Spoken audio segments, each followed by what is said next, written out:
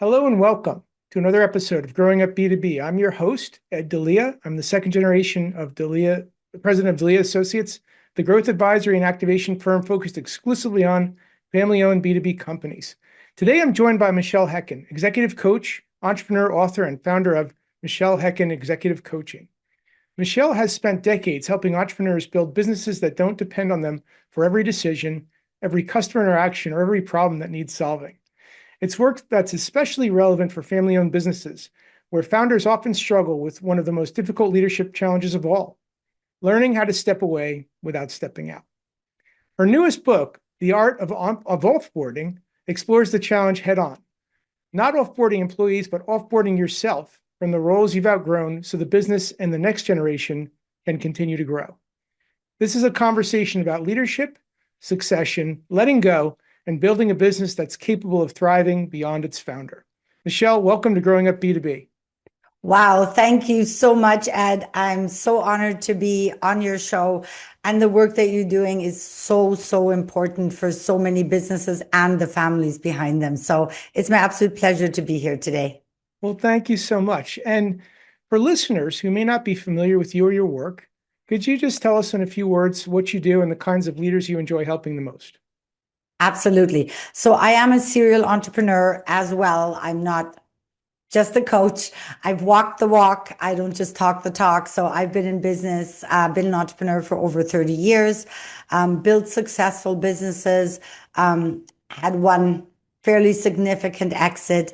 And after that exit, what I realized, what my superpower was, is I am amazing at building a business that runs without me. And what I learned through the exit process was that it also highly impacted the value and the cash buyout that I got, because there were no internal struggles. There wasn't somebody who they needed to depend on. They could take my business and integrate it into their systems, which was really important. So then I wrote the book. I had other entrepreneurs reach out to me and say, Michèle, I want what you want. Like, I worked 4 to 10 hours a week for 15 years while scaling and growing my company. And so that's how I started coaching. And I've coached dozens of entrepreneurs. Awesome.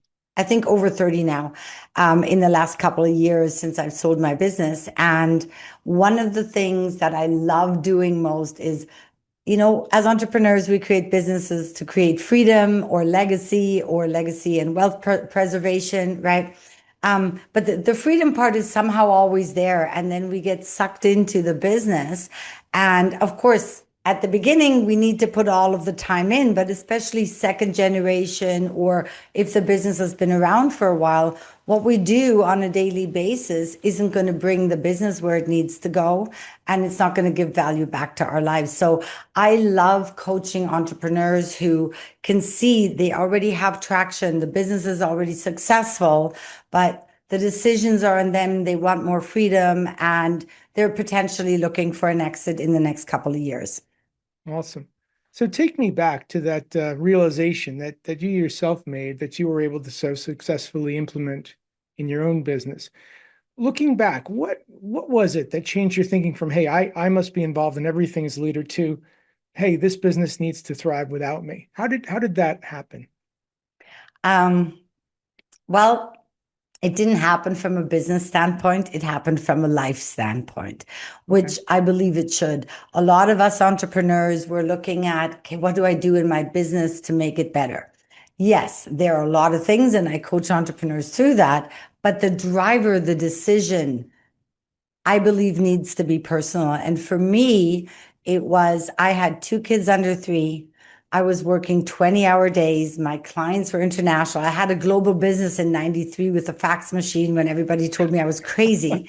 Okay. So there was that element of only I can do this for a while, until I realized, and this is a true story. So this is a fax machine. I was doing translations for large law firms in Europe, okay, being in Canada. And so they would fax me their translations when they went home. And then because of the time difference, I would be up during the day and translate and fax it back. So I was a one-person operation. And if I didn't deliver the translation on deadline, that client wouldn't come back. So very much the hustle, the grind, 20-hour days, not being able to say no. And also having that belief that is really silly, but we all have it as humans. Nobody can do the translation as well as I can, and my clients will be unhappy, right? I mean, I hear it from service businesses all the time, whether it's about doing it or owning the relationship with the client, all of that can be offboarded. For me, my driver was one night, it was 2 a.m. I had finally finished the translation. I had not done bedtime stories because I was on deadline. And I was listening to my answering machine and I got fired by my doctor, my hairdresser, and my best friend. The only friend that I had in this new country that I just moved to was like wondering what was happening to me. And that's when I realized I'm getting fired from my own life because I'm a slave to my business. And I also realized if I don't make a change, my daughters are going to fire me from their lives one day because I will not have been there. So that was my why, my personal driver, where I'm like, I know I can do this. And then in addition, of course, I was a young woman. I was in my 20s. And I had everybody come and say, well, it's so nice that you're doing this little side hustle, while your kids are little. But just so you know, you're never going to be a great mom if you focus on the business. And if you don't focus on the business isn't going to grow. So that's what I was told. Unsolicited advice for the most part. But luckily I'm a little bit stubborn. I'm like, no, I can do both and I can have my cake and eat it too. So I made a decision of what I wanted my life to look like and feel like, and the time I wanted to have. And then I designed my business around it. So that was the big shift for me. Wow. Wow. So a company that we once worked with that was in a bit of distress, and I asked one of the leadership team members, what is the issue at hand as you see it? And he made an interesting statement. He said, well, unfortunately, we lack the common sense to say no. Uh-huh. So as you went through this transition, talk about that for a minute. Were there moments where you had to, in the process of stepping back, learn to say no? Absolutely. And first of all, like it sounds good. I went from this to this, right? It took a year because I didn't have the process I had now. I was inventing the process that I have now, but it was trial and error. So it took about a year. And at first, it was from the frying pan into the fire because instead of translating 20 hours a day, I was now editing, proofreading, checking other people's work so my clients would still be happy and training them. So it wasn't like immediate relief. I still worked the same hours, but my job shifted a little bit. Okay. But then to the point of saying no, I remember I had trained my translators. I had some freedom. I was about to walk out of my office. And it was my husband I was working with at the time. And my husband was my project manager, talk about family businesses. And I finally had time. I was going to go to the gym and I was going to meet my friend. And I walked into the office with my stuff and I said, okay, bye, I'm off. And he's like, wait. I'm like, no, don't want to wait. And he's like, there's just this really small paragraph. It's not, doesn't make sense if I send this to the translator and the proofreader. Just do this quickly, take a look, or it was already translated. It's like, just read over this one paragraph. It'll take you 2 minutes. And that would have been an easy yes. But I said no, much to his chagrin, and he was not very happy with me. But here's what I knew. I knew if I looked at it, I would find something. Maybe it wasn't wrong, but maybe it was something that I would have said differently. And I would have gone digging and it would have undermined my trust in the team. And at the end of the day, the client is going to decide if there's an issue with anything or if they're happy. If you use this word or this word for the same meaning, they may not care, right? So I had to draw that line in the sand and say, no, and here's why. And another thing I realized from that, if I may add that, I realized I had offboarded myself from translating, proofreading, and training, and had transitioned into bringing in revenue, basically business development, so that the Hmm. team that I've trained now has consistent work because they're freelancers. If I Hmm. don't supply them with work, they may not Yeah. be available for me, right? And then I'm back to it. Yeah. So, but what I realized is that I hadn't told anybody. So what did that mean? People came to me with questions still. Should I translate it like this? Should I do this? I'm like, why do they keep asking me? I've trained them. I've trained them. But I also kept answering them until that day when I said no. And I'm like, oh, we don't just have a no issue. We have a communication issue because I didn't tell anybody. So Mm. they still thought I was a whatever head translator, whatever they thought. And those two things together, the no, because, and this is my new role. So that was the big lesson there. Nice, nice. So your new book, The Art of Offboarding. So when we talk about this idea of offboarding ourselves as the leader of the business, why do you think that is so hard for leaders to embrace? What do you think that's so? I mean, it's the concept sounds delightful, right? Right. It's the application, the practice that is the hard part. So why do you think that's so hard for so many to embrace that concept?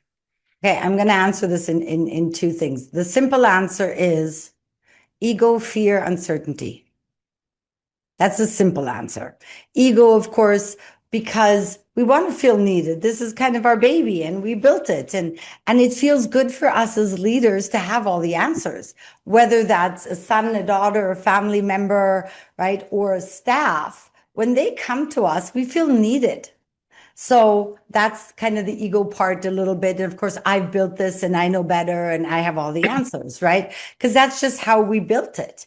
But eventually, then when we're thinking about, okay, I'm so tired of answering all these questions. I'm whacking moles all day.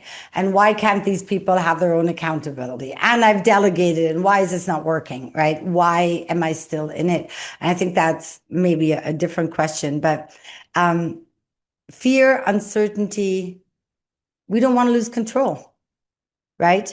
And we put our lifeblood into it. It's like very, very hard to do. And when we're talking about then letting go, it's like, what's going to happen without me? The second thing that I think is a good starting point for people who do want to do that, most founders that I have met in my 30 whatever year journey, I started my company at 12, by the way, in case everybody's doing math. No, seriously though, what I've learned is that it's very, very rare. I would say 1% of founders even have a job description. We've built this, we fly by the seat of our pants, we hire people, okay, this can go away, but some of the stuff never really goes away and it still lives in our head. But the biggest thing is we don't know. We don't know what we're still doing. I know that sounds ridiculous, but it's true. It's a great We point. do it. It's We not don't have a ridiculous at job all. description. So how do we make a change if we can't even have a starting point as to where we're going? That's a great point. And I understand the fear component. And in your journey, Michèle, certainly you rose to a level not because you weren't good at what you're doing, because you were very good at what you were doing. So, maybe if 6 times something goes out, but the seventh time there was one little nuance that if you had eyes on it, you probably would have caught or corrected. I think sometimes that's where the fear shows up. It's like, well, what if, what if it's Right. not perfect? What if it doesn't have my that extra set of eyes that's going to take it from good to great? Right. Right. Again, Yeah. at the end of the day, it's the client who decides the quality, right? And of course, we put internal quality control measures in, right? So instead of me proofreading, it was somebody else. I'm Mm. not irreplaceable in this world. There are millions of fantastic translators and probably millions who are way better than me. So, right, that's where the ego comes in a little bit. It's like only I can do it the way Yeah. my client wants, which of course is not true, right? And then you said something else. that I want to touch on, but now I can't remember. Sorry. But it's certainly, I think, to your point, and, as I'm thinking about what you're saying and certainly applying it to my own journey, I think, and it took me a long time, unfortunately, to say, all right, if I find myself showing up that way, that means I have not trained or coached or taught that piece well enough yet. And that's Right. my task now, and not to go and do it, but to go and train and coach and mentor that so that the next time around, it's not an issue. Exactly, exactly. And as the founder, and especially if we're talking about multi-generation, right? Maybe the founder is the parent, let's say, right? Maybe they don't want to step away completely, but maybe it's a 5-year timeline. Okay. So they Mhm. hold on till the end, till the end, because the thinking is that's the fear again that you just mentioned. I need to make sure that this ship runs perfectly before I leave. But they're actually very often doing the opposite because the company will not run exactly the same way as they did it, Yeah. right? And then there's even more pull for them to come back in and kind of, reign from the sidelines, especially in a family business where, Yeah. you're having Sunday dinner. And that's very difficult to do. It's that fear piece, right? Yeah. The other thing, in addition to the job description, is I mentioned at the beginning, I had a purpose, I had a life vision of what I want to do with this. And in family businesses too, it's very much about wealth generation, preservation, legacy, all of those things, not just the financials, right? So Mhm. there's more at stake because if I'm just running my business for myself versus I know my next generations are going to be relying on this, for the pressure is even bigger, right? It's Sure. way bigger pressure. So if we can prepare to, first of all, see what's on our plate, let's write a job description and then get clear on, okay, if I'm going to semi-retire now and, 5 years down the road, what do I want my life to look like? What are the things on my plate that I love doing? And what are the things that I don't love doing? And then start coaching. But the thing is, we have to give the entire responsibility. Here's where leaders get stuck. We delegate ourselves to death, but we still have ownership. So the mental load of all of the responsibilities that we still own is still in our head. And then we delegate pieces out. And then we wake up in the middle of the night and we need a spreadsheet to remember who we gave what to for what deadline. So I think But we're carrying it. you're landing on a point that I've really been excited to ask you about, and this whole idea of delegating, right? So a lot of leaders believe they're delegating, but all they're doing is really shuttling around tasks. And they're Yeah. still, to your point, remaining the bottleneck. They're still trying to, overly manage and manipulate all of those tasks. Yeah. So, and sometimes I think it happens, Michelle, and they don't realize it.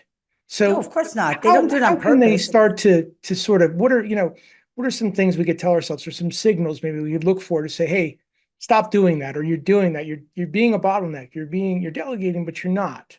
How Right. do you kind of shake them and say, stop it? Yes. But the thing is, it's hard to stop it when you're not even aware of where Yeah. you are the bottleneck, right? So the first way to stop it is just write down everything that's on your plate. And then very simply highlight everything that gives you energy that you love. And in a different color, maybe red, everything that drains your energy. Okay. And a lot of times when I do that exercise with clients, we find 5 hours a week all of a sudden because it's like, why am I still doing this? Oh, because I always have. So there's a lot of things that just naturally fall away that create time. But also now I can take this whole responsibility and I can now give that authority and agency and ownership to somebody else. That, of course, still reports to me, still follows the KPIs. We're not abdicating here. Like that'll just destroy the business. It's not abdicating, but it is, like you said, coaching, training, but people need to know the outcome. They need to know how it ties to the KPI, how the KPI ties to the goal, and how they're having purpose in what they're doing, because then they want to achieve it. If it's just do this task for me, it's mundane. And if they don't know where it fits, even if it's a responsibility, if they don't know where it fits in the big puzzle of the company, they're not going to be as excited and motivated to do it. Mm. And another great takeaway, and this goes back to when you said, "Hey, how many leaders have a job description for themselves?" Another scenario that shows up a lot is you have maybe a second or third generation in place, but that previous generation is still around, and they're Right. either around in a part-time capacity or some pseudo.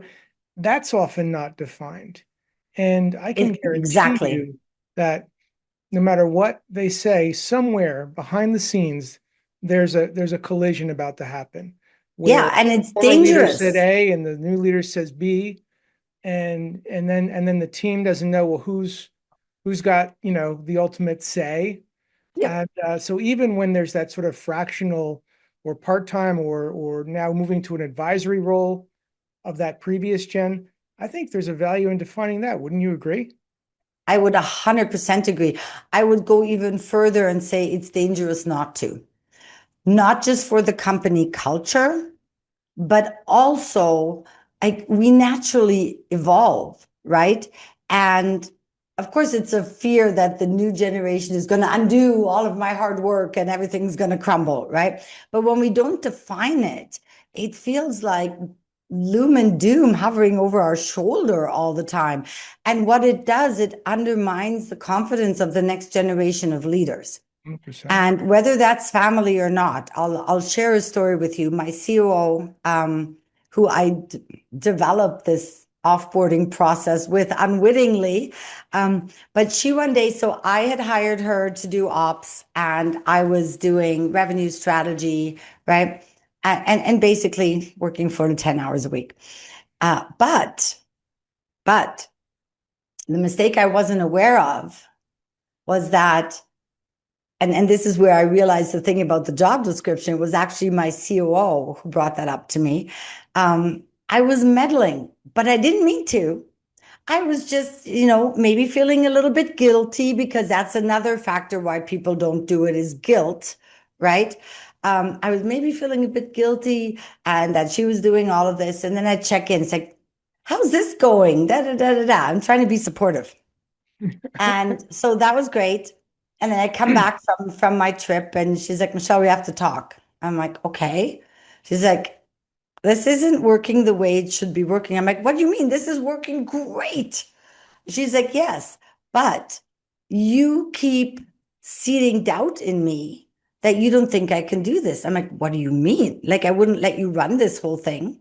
She's like, no, but you keep checking in with me. You keep updating me on things that are is this my responsibility or is it not? I'm like, right. I forgot. Because that's the thing. When we hover, we're not aware of what somebody else's responsibility is. And we don't mean to stick our fingers in a bad way. But when we do, it's always bad. Bottom line. And so she sat me down and she said, okay, I know you don't have a job description. Write down everything you do and let's compare. And sure enough, there were so many things on my job description that we just listed out that I had already offboarded to her, but I forgot. Right? I mean, we write a job description. Here's your job description. Go do it. I don't carry her job description with me every day and look at, is this hers or is it mine? No. So this happens. And clarifying what my sandbox, my lane was versus her lane made everything easier. And she was also my best friend, not family, but kind of like family. Mhm. And so it was like, once we did that, there was so much clarity. I didn't meddle anymore. I didn't feel guilty. I didn't have fear because I could see the KPIs. I'd spend 10 minutes every morning looking at what's happening. Okay, we're good.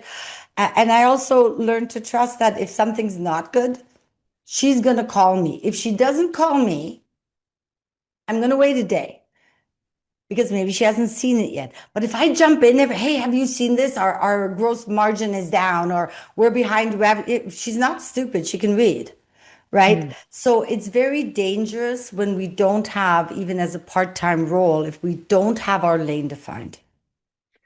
Speaking, and you touched on another, we talked about fear. We also talked about guilt uh, Yeah.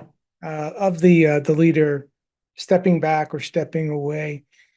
Um, do you think that that is somewhat generational in terms of this idea of, certain generations, maybe X or Boomer, having a certain level of work ethic, like I have to work hard, and that's part of my DNA, and I've got to be there, and I've got to be the one that's working Yep. the hardest and pushing the hardest. Do you think some of it's bundled into that? What's been your I experience? absolutely think it is because, even my generation, I'm, what am I, Gen X, and my previous boomer generation, right? It's work ethic. You had to work hard. So when I broke the mold in 94, 95, like everybody thought I was nuts. Like this is never going to work. And they thought, okay, you're just going to be a mom because there's no way you can build a business like that. But I built a way better business that way, right? Mm, So that generational thing, we can break generational habits if we're willing to work together, right? mm, So I totally agree that even I see it in leadership all the time, even in like non-family business, Ed, where we have I think a slight misinterpretation sometimes. So the boomer generation and even some Gen Xers, that servant leadership equals doing everything and doing often the same things that other people are doing to show that we're not the mean boss, because that mm. generation grew up under mean bosses. That's Sure. when servant leadership. So if we're talking about generations, we also have to talk about the evolution of how business is done, right? Mm, And learnings about leadership. So then servant leadership, all of a sudden it's like, okay, I don't have to be the big bad boss, but now it goes the opposite. The pendulum always swings, to the extreme mm. first. Now I have to do everything and I have to be in the office and everybody has to see me because if I don't work hard, I'm going to feel guilty and I can't do that. I'm setting a bad example. And Yeah. so there's definitely a shift there. And I'm seeing it so much like when we look at now Gen Z in the workforce and Gen Alpha coming into the workforce, people are saying, oh, they don't have work ethic, they don't work hard, they don't do any of this, blah, blah, blah. They're just in it for them. I mean, we've heard it all. Like, Sure. I feel so bad for this generation. You know why? Because they want to contribute. It's a human nature thing. We all want to Sure. contribute. They just don't want to give up their lives for their work anymore. They finally figured it out. And the older generation is like, maybe also a little bit of jealousy. It's like, what? You can do that? So we need to start leading differently and letting go and giving people responsibility, autonomy, agency, but also a purpose. We need to tie in what the end goal is. And these people will outrun anybody that is waiting for instructions. Awesome. Awesome. So before we got on today, you had at one point you shared something that really resonated with me and also made me think of a previous guest who actually sits down every summer and very objectively says, "Is this the year that I fire myself?" So that idea of saying, "Okay, it's time for me as the leader to step away because the business would be best served under someone else's leadership, a better leader's leadership." How does somebody know it's time to do that? What are some of the signs that say, "Okay, I've taken it this far, I've taken it to a point, and now in order for this business to thrive, I need to step back and let another leader take the wheel." Right. Um, It's a similar, I asked actually a similar question when I was thinking about selling my business and what my mentor told me, I'm going to repeat here because it was dead on. It's like, do you get up in the morning full of joy, excited to go and run your business? And I mean, granted, yes, we all have off days, but like in general, are you still excited about what you're doing? And if you're not, are there maybe certain things that you still like and certain things that you don't, right? So that should be your guide. If nothing about your business excites you, sell it or transfer it over. And that will take time because if you're already at the point where you're kind of done and you're exhausted and maybe you've done this for 30, 40 years, right? Now to spend another 2 years getting the business ready is like, oh, you don't want to. But there are steps that you can take where, like I said, you just start offboarding the stuff that drains you. So it's a feeling. It really often is a feeling. And obviously, there's also number indicators. But when somebody wants to step back or thinks they should step back, or sometimes it's even just, I deserve to have more life in my day. It's time, right? Then Yeah. that is often a very personal decision. And what my mentor told me really stuck with me. And it's like, yeah. And for me, it was AI was coming.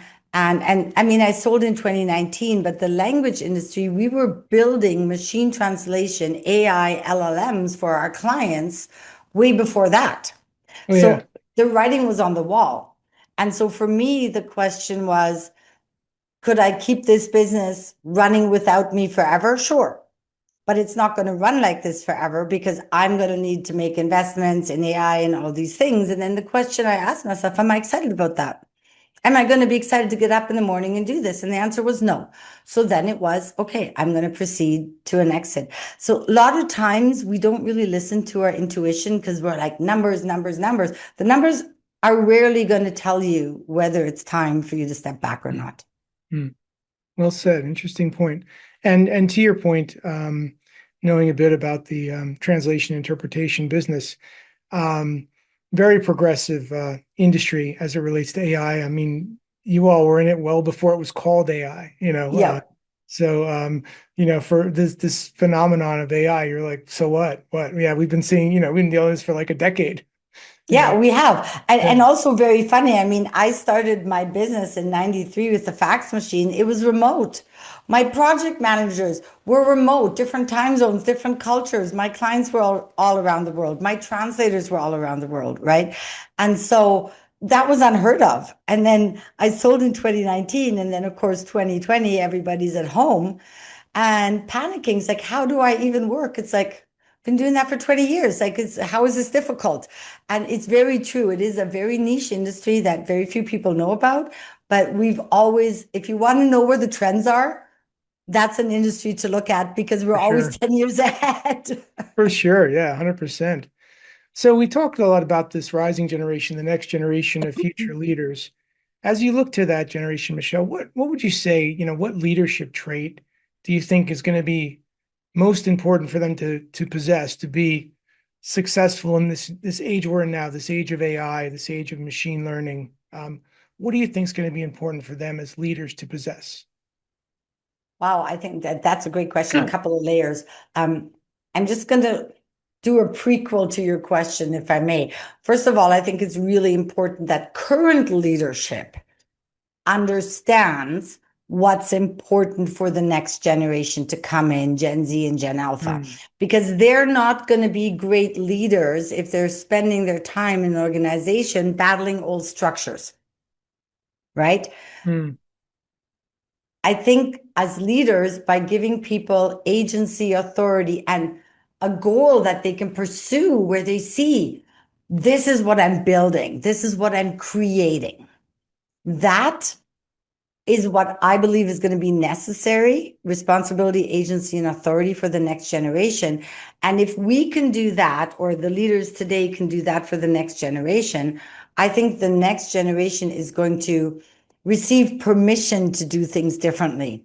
Because if we don't give them permission to do things differently, it's going to be resentment, battle, and it's going to take them longer to step up into what they naturally do. I think this generation, they're not naturally micromanagers. I mean, we all have different personality traits, of course. I know I'm generalizing, but they don't have the same fear of control. They're more about, I want to live my life, right?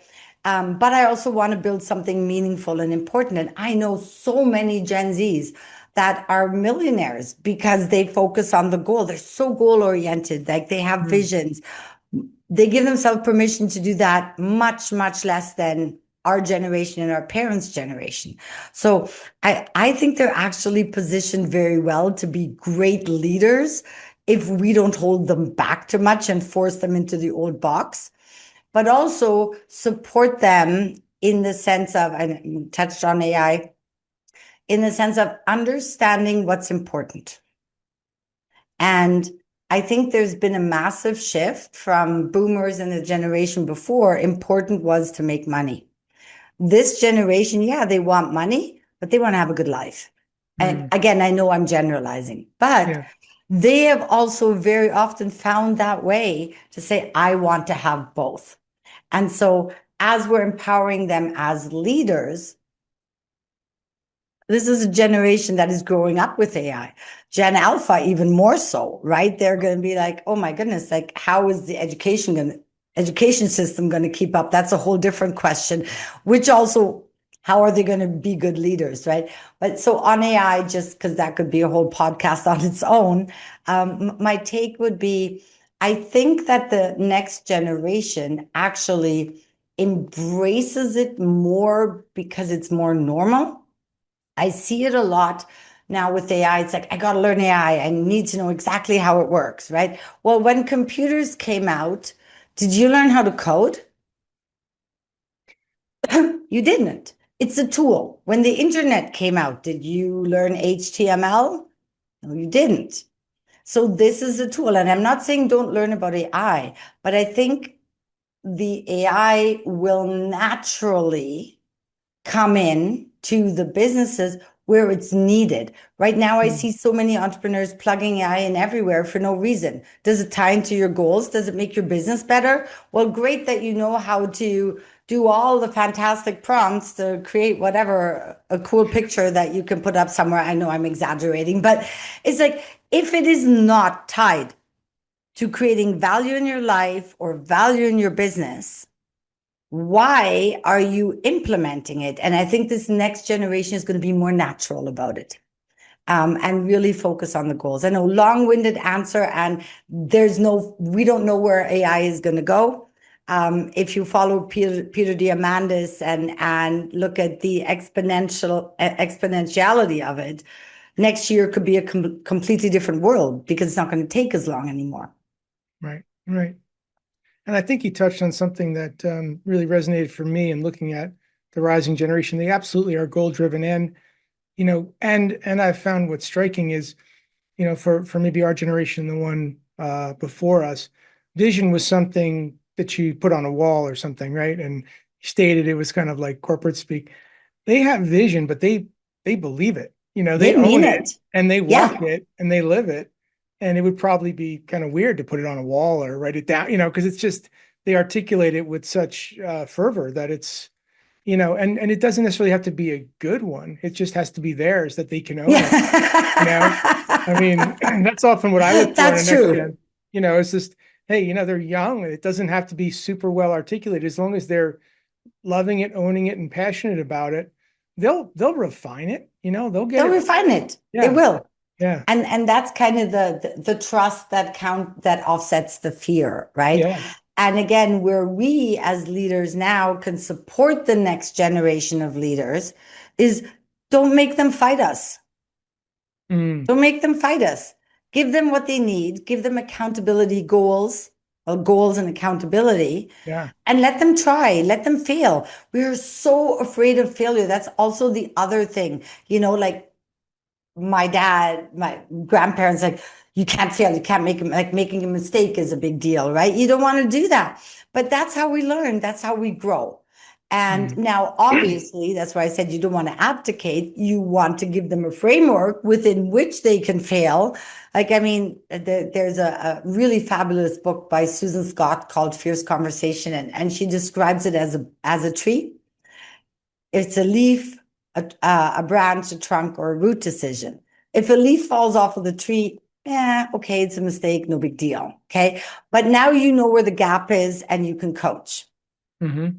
Branch breaks off, okay, a bit more serious, but it's not going to kill. And so the decision moves up as the tree moves down to the roots. Mm, So we can give people leeway to fail. And here's the other thing, this generation is going to find solutions that we never thought of. for sure. For sure. Absolutely. So I want to turn the telescope back on you and your journey relative to family business, because when we talked before this episode, your own daughters had worked in the business at certain Yeah, points. So and also you referenced your COO, a dear friend who brought on yeah. as COO, in light of being advised not to ever bring your dearest friend into the business. You did so, and it seemed to work out okay. Yeah, yeah. So Well, it's like, people say don't work with your best friends or with your friends or don't work with family. But yet there are many successful family businesses in the world, and you know that better than anyone. So talk about that for a moment, just with your daughters, with your friend, both obviously personal relationships, family relationships, and also business relationships. Um, how did you balance those relationships in terms of personal and professional accountability? You know what the honest answer is? I didn't. Okay, break it And down. so, and again, this is a personality thing, right? Okay. Some people are more closed, some people are more open. I tend to wear my heart on the sleeve, and I believe that at the end of the day, if you squeeze an orange, you're going to get orange juice. You're not going to somehow get lemon juice out of it. So if we try to be somebody who we're not in a business environment, and then all of a sudden we're somebody else, it kind of feels weird for me personally. And I think it also breaks trust. So I showed up. Like, I had arguments with my friend that were not about business, but we always found a way to kind of figure this out. We Mhm. allowed each other to be human without judging the performance, right? And so we built a culture where we didn't have to hide behind something. And maybe that's just because how I am. I share everything. I mean, I don't think I have any secrets that, I'd be like, oh my God, people can't know that, right? I mean, obviously, I don't share everything, but people know who I am. At the end of the Mhm. day, you're going to get me, whether it's in business, whether it's in private, whether it's on a podcast, whether I'm working, you're going to get me. And so it's harder for me to say, oh, this is how I'm going to be at work and this is how I'm going to be in private. It doesn't jive with me. And it's because I think like this whole notion about work-life balance, right? Are we dead when we're working? No, it's all life and it's not work first. It's life, work, flow, but we still have to be who we are. So that's my personal opinion. That's not advice. Everybody's different. That's more of an experience share. Some people are naturally very reserved, but then they're going to be naturally very, very reserved in their relationship too. I think it's a very real and honest answer, and one there certainly was a time where there probably was that belief system. I'm sure I had it way back when, where it's like you kind of in your work zone and then your personal zone, Yeah. if you will. But I think technology and other things most certainly blurred those lines. And I know in terms of how we operate as a business, and my team of 12 is much more fluid than it ever was. If my dad were alive and came back, he'd be like, where the heck is everybody? Right. The idea of Right. working remote was like, that would blow his mind, like, yeah, Yeah. dad, they were working at home. Well, how they're not getting anything done, are they? I'm like, well, yeah, they are. Here, Yeah. see. You're Uh, not supervising them. Are they actually working well? We can see the results, right? So, and, yeah, and it's that trust that former generation didn't really have. And that's where yeah, that control came from. But now we can also build trust through coaching. We can build trust through KPIs. We can build trust through not answering every question that somebody comes to us with, but building their confidence instead. What's your solution? Oh, and now we learn how their brain ticks. And now we can trust them with bigger decisions, right? Whereas before it was all about control, like the punch cards, right? For sure. So Yeah. many, I think many leaders say they want freedom. They want and aspire all the things that you talk about, that you have done, that you now teach and coach and advise them on. Yet, when push comes to shove and you start engaging with someone, you probably heard this 1,000 times, if not more. Well, Michèle, my business just can't run right without me. So when you hear that, what's going through your head? Like, oh boy, here's another one. Like, how do you say, hey, wait a minute, that's not really something you should be proud of. I think maybe that's something we need to fix. Like, how do you address that when you hear it? Right. So the scenario is it's almost like bragging rights. Is that what you're saying? It's like More I'm or so less, yeah. important. Or it's just an impossibility. Like I can't fathom this Right. idea of stepping away as you endorse. It's true. And we can only create what we believe is possible. And if Mm, we don't believe it's possible, then we will not never try to create it. Right. So that is that hold back. And if somebody has that belief, very often I'll say, if that's what you believe, then you're probably right. mm, But there is another way if you want to open your eyes to seeing and believing that it's possible to create that. Because a lot of it comes down to beliefs. And also well, everybody else I know in my circle are they're entrepreneurs. They're all working really hard. I can't just not do that, right? That's what we talked about earlier. But just this, I think those bragging rights will naturally fall away because it's less and less that people say that, right? That's also mm, a different generational mhm. thing. But if somebody really believes, and I hear it all the time, right? And there's a difference between somebody saying, I don't think that's going to work for my business, but please show me or please prove me wrong, Yeah. versus somebody that says, that's not going to work for me because you can't work with somebody who doesn't want to change, right? And if that's what they're happy with, then that's great. We're not here to judge anybody how they want to run their business. And if it makes somebody happy to do that, by all means. And sometimes we work 14, 15, 16-hour days, even when we're offboarded, because we have a passion project or we're excited about something, right? We Sure. easily do that. And that's fine. That's called work-life flow, not work-life balance. It's not 9 to 5 for us, right? Yeah. So I don't think it's bragging rights. I think what's actually happening underneath, and I'm not a psychologist, but I am a coach, is that their life isn't full enough. And so when we look at, yeah, I have this analogy. It's like you have like your life, your business bubble and your life bubble, right? Hmm. Or your life box and your business box. And so many of us are trying to fit and stuff our life box into the business box, and it doesn't fit.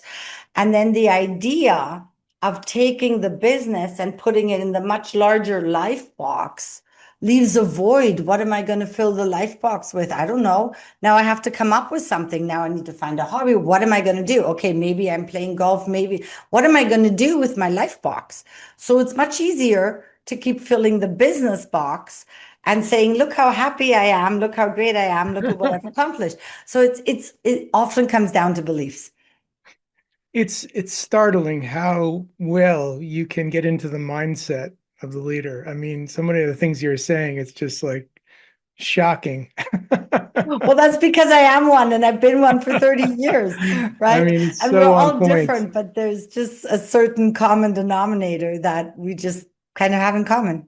And I think, I mean, and you've probably seen this too, when there isn't that next generation to pass the baton to, and it's time for that leader, it could be second, third, fourth, whatever, to has to pass the baton to someone else or to sell or to exit.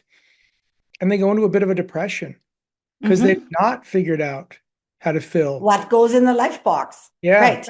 And the only because it's they've been filling the business box, to use your analogy, for 30 to 40 years. And they Yeah. don't know what it means to not do that anymore. And they go through a period of almost being like lost. I've Yes. seen it and it's a little sad because they It didn't is figure sad. out what's that 2.0 for me? What will I do now? And Right. they're trying to And figure that out a little too late. it's true. And that's why, but the thing is, we also ask too big of a question. What am I going to do with the rest of my life? Oh my God, nobody can answer that. How about what have I been curious about my whole life that I haven't had time to do? We don't need to fill the life box all at once. We need to just put maybe one thing in. And then maybe we put another thing in. And maybe instead of forcing everything with control, trying to have answers for every question about the future, which we can't, let's just like this question, what do I want? What is my purpose in life? What do I want to do? It's like, it's maybe a million things. And maybe you do this for a while and then you do something else for a while and you get to try things on and naturally that life box fills, right? But trying to answer that question after an exit is very difficult. But there are things, and for listeners that have done that, just pretend you're a teenager again, and now you can, design your life again without your teachers or parents telling you what to do. Granted, that's hard, but just pick a dream, pick something that you may have wanted to do. For me, and I mean, I had already offboarded. It wasn't really a big transition for me, but I started painting. I took singing lessons, which was not successful, but I did it for 6 months. So I tried it. The art Yeah. stuck. Like I just started painting. I've always liked it. It stuck. Now I'm selling my paintings for good money. But just because I tried, I didn't think I was going to be an artist. So if I'd sat there, it's like, now I'm going to be an artist. No idea. You got to just try things on for size and fill the life box with little confetti sprinkles. I love that. I love the way you frame that because it is too big of a question. You're absolutely right. What do I do with the rest of my life? But rather, what do I do with one step, one Yeah. thing, one What's aspect? one thing that One I'm thing. excited about? That's awesome. I love that. I love that. So, my gosh, Michèle, I feel like I could talk to you for hours, if not days. But to wrap it up, last question. If any of our listeners wanted to connect with you to learn more about your story or about your coaching services, or even to check out the Art of Offboarding, what's the best way for them to connect with you? Well, obviously, I know you're going to put this in the show notes, so listeners can absolutely find it there. You can find me at michelehecken.com, Michelle with one L, michelehecken.com, or email me, michelle@michelehecken.com. Very simple. Awesome. Well, to wrap it up, what stands out so much from your perspectives and your story and your journey, Michèle, is that leadership is certainly not about becoming indispensable. It's really about building organization systems and the people around you that continue to thrive long after you step back. And in fact, you should step back if you can, and if that's what your heart desires. And for family-owned businesses especially, this could very well be the greatest gift that one generation gives to the next, giving them I agree. the latitude and the room to lead, and to lead with purpose and with vision that they so readily seem to have. So Michèle, thank you so much for sharing your story and your perspectives. Again, we've been speaking with Michèle Hecken, executive coach and author of The Art of Offboarding.